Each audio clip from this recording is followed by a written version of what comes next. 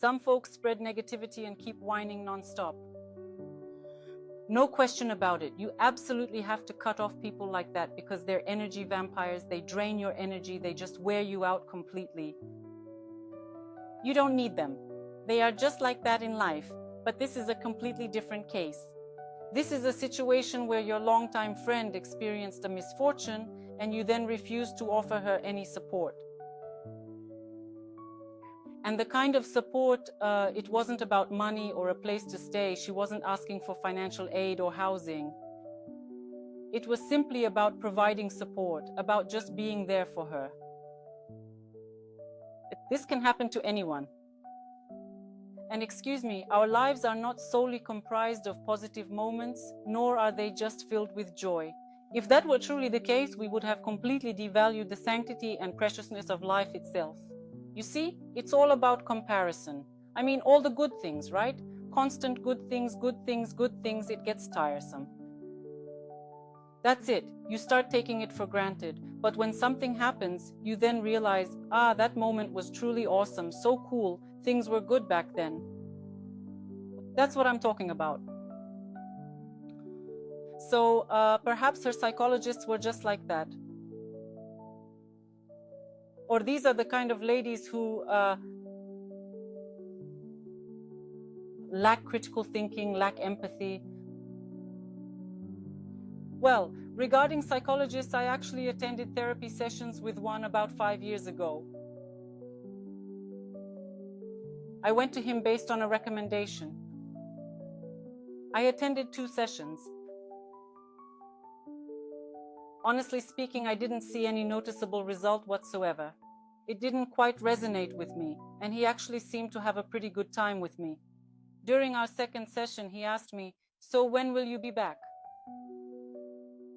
I answered, "Never." He said, "Why?" I said, "Just to talk like this and self-reflect." Well, I can certainly talk to my relatives.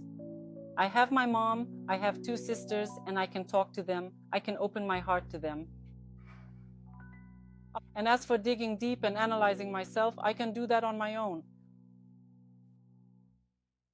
What am I trying to get at with all of this? It's that you have to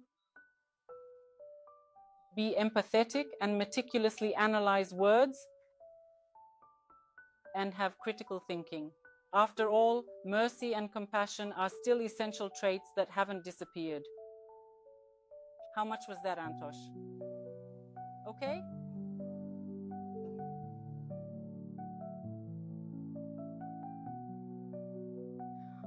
She was standing right on the edge of the balcony on the 12th floor. She stood there, gazing down and carefully choosing the spot where she would jump from. She was thinking about how to not fall on a car so as to not damage anyone's car. At that very moment, her son, who lives very, very far away, 1,000 kilometers away, he lives in Canada, and it was as if he sensed it. I mean, it must have been some kind of mental connection or something. He called her. This was his mother and always would be. He then called her and said, "Mom, what's wrong?" She wanted to jump. She wanted to commit suicide. He alerted the police and the neighbors. Thankfully, it all happened just in time and they saved her. So why did this happen? This occurred because she had found herself in an extremely difficult life situation, an incredibly tough one.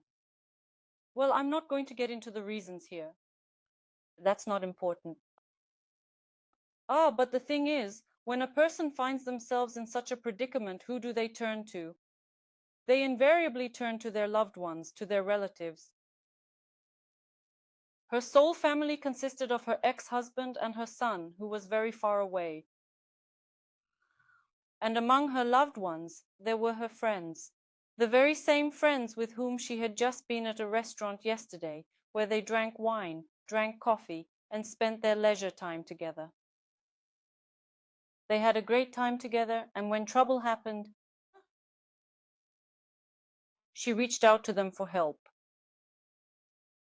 And the response she received was this: You're in a negative state right now. And my psychologist told me that I should not associate with negative people. Understand what's being discussed? So what this really means is that as long as everything's going well for you, I'll be your friend.